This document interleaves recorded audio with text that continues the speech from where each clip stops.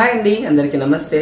ఈరోజు వరల్డ్ వైజ్గా వికలాంగుల దినోత్సవం సందర్భంగా ఒక ముఖ్యమైన వ్యక్తిని మా వరంగల్ డిస్టిక్లో తను ఇక్కడ నుంచి కర్ణాటక స్టేట్లో వెళ్ళి ఒక ఆర్గనైజేషన్ని నడుపుతూ ఈరోజు తను ఒక వికలాంగులందరి కోసం కూడా ఒక వరల్డ్ వైజ్గా కూడా తను వర్క్ చేస్తున్న ఆ సంస్థ దాకా ఎట్లా ఎదిగాడు. తను ఒక ట్రాన్స్ మెన్గా కూడా తన పేరు వచ్చేసి కిరణ్ నాయక్ ఈరోజు మనతో ఉన్నాడు. నమస్తే నాన్న. నమస్తే అక్క. బాగున్నావా? బాగున్నాను. ఈరోజు వరల్డ్ వైజ్గా జరుపుకుంటున్న మన వికలాంగుల దినోత్సవం సందర్భంగా నేను నిన్ను కలవడం, నాకు నిజంగా నువ్వు వరంగల్ రావడము నాకు చాలా హ్యాపీగా ఉంది. ఈరోజు నీతో ఇంటర్వ్యూ తీసుకోవడం అంటే నాకైతే చాలా హ్యాపీ అనిపిస్తుంది. Thank you. సో ప్రపంచంలో ఉన్న ప్రతి ఒక్క వికలాంగుల దినోత్సవం శుభాకాంక్షలను తెలియజేస్తున్నాను. థ్యాంక్ యూ సో మచ్ అక్క. ఈరోజు వరంగల్లో ఉండడం, మిమ్మల్ని కలవడం నాకు కూడా చాలా లక్కీగా కలిసి వచ్చింది. సో ఈరోజు మన దేశంలో వికలాంగులు ప్రతి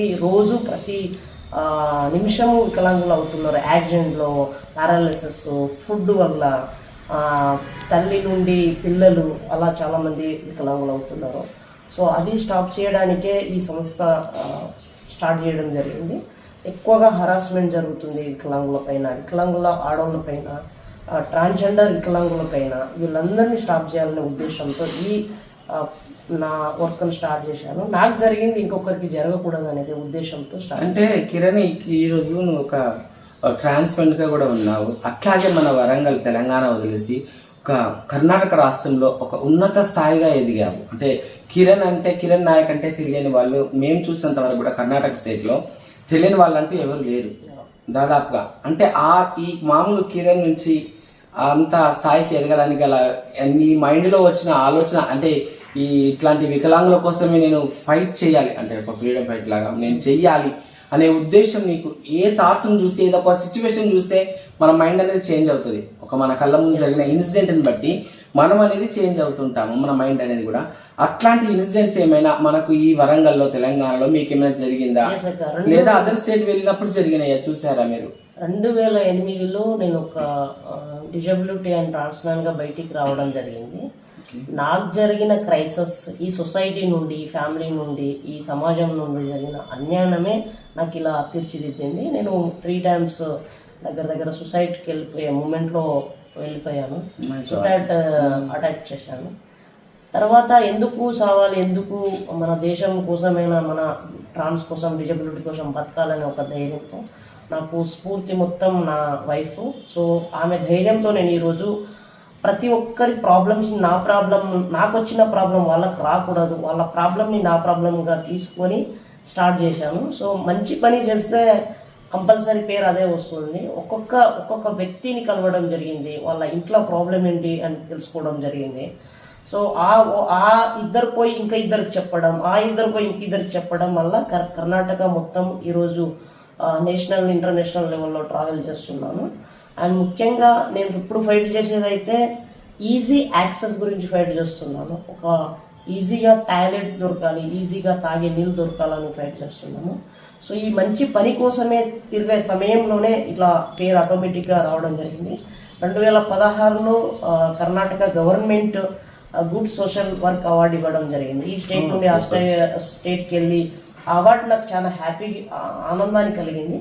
అప్పటి నుండి ఎక్కువ పని చేస్తే ఎక్కువ సపోర్ట్ చేస్తారు సొసైటీ అని నా అంతు సహాయం నేను చేస్తున్నాను. ఇప్పటి వరకు చాలా సమస్యలను ఎదుర్కొన్నాను. ఒక ట్రాన్స్మెన్గా, ఒక డిజబిలిటీగా, ఒక వీల్చైర్ పర్సన్గా, ఒక దళిత్ లంబానీ క్యాస్టీలో ఉన్నందుకు ఈ ఇంటర్సెక్షనాలిటీ నన్ను రోజు నరుకుతుంది, రోజు చంపుతుంది. నా భయంకరంగా బాధలో ఉన్నాను. కానీ నా ప్రాబ్లం, ఈరోజు నా సేవనే నాకు తోడుగా ఉంది ప్రజెంట్ అయితే.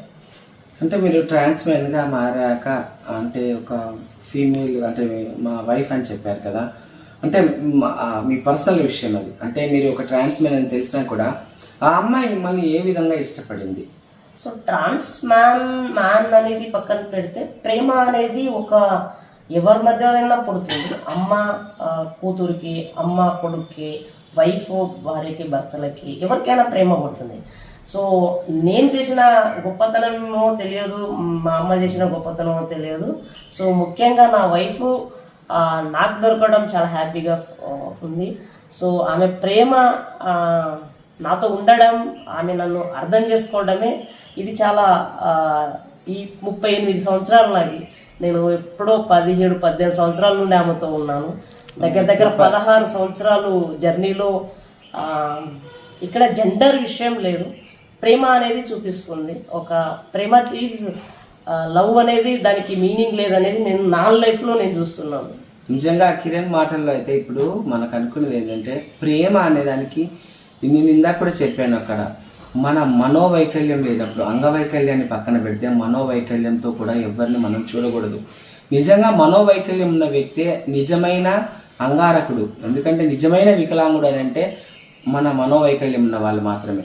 అలాంటి దృష్టితో చూడకూడదని ఒక మంచి వ్యక్తి తన లైఫ్లో వచ్చింది. ఒక అమ్మ, అక్క, చెల్లి మధ్య ఎలాంటి ప్రేమ ఉంటుందో, ప్రేమ అనేది ఒక మనిషిని చూసుకోవడానికి సంబంధించిందే కానీ అది నిజంగా ప్రేమ అంటే కొంతమంది చాలామంది అంటారు ప్రేమించిన తర్వాత మిగిలింది ఏముంటుంది, సెక్సే కదా అని అనుకునే వాళ్ళు కూడా ఉంటారు. అది కాదు, ఒక మనిషిని టేక్ కేర్గా తీసుకోవడమే అది నిజమైన ప్రేమ అని కిరణ్ మాటల్లో విన్నాం. అట్లాగే కిరణ్ ఇంకొకటి, నువ్వు చనిపోవాలి, సూసైడ్ అటెంప్ట్ చేశాను అని అన్నావు. అంటే ఎలాంటి ఇబ్బందులకరమైన సిచ్యువేషన్ చూస్తే గానీ మనం అలాంటి ధోరణికి వెళ్ళము.